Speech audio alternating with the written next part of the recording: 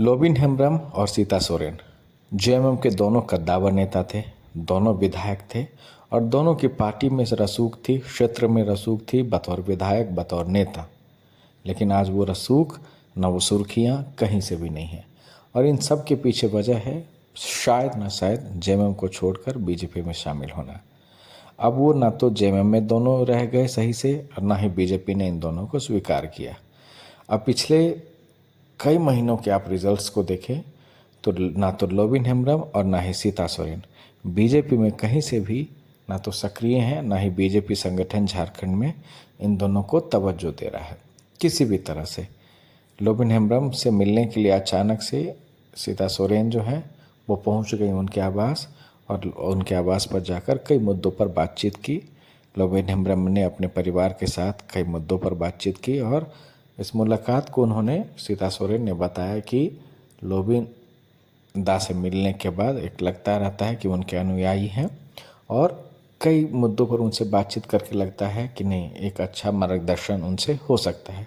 अब इन शब्दों में ही कई कहानी है, क्योंकि जिस तरह से राजनीति सबको चाहिए, बेहतर चाहिए, सुर्खियाँ चाहिए, लेकिन अब ना तो दोनों विधायक है, दोनों पूर्व विधायक और पूर्व विधायक भी हैं झारखंड मुक्ति मोर्चा के।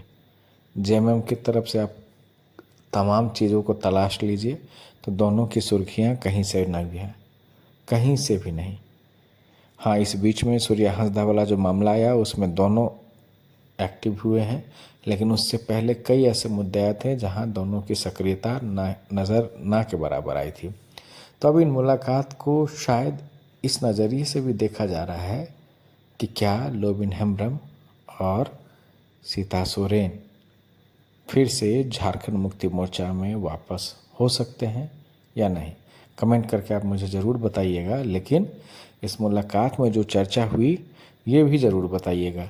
लेकिन मेरे और आपके कहने से बेहतर है कि सीता सोरेन ने कहा है कि एक मार्गदर्शक के तौर पर वो उनसे मिलने आई थी और उनसे कई चीज़ों का उन्होंने मार्गदर्शन लिया है लोबिन हेम्ब्रम से, क्योंकि चूँकि जेएमएम के संस्थापक सदस्यों में से एक रहे हैं। शिबू सोरेन को भी उन्होंने करीब से देखा है, वक्त उनके साथ कई बिताए हैं, लेकिन अब जेएमएम के साथ है नहीं और बीजेपी उनके लिए खासी शायद ही कोई प्लानिंग कर रही है लोबिन हेम्ब्रम के लिए और सीता हेम्ब्रम के लिए, माफ़ कीजिएगा सीता सोरेन के लिए।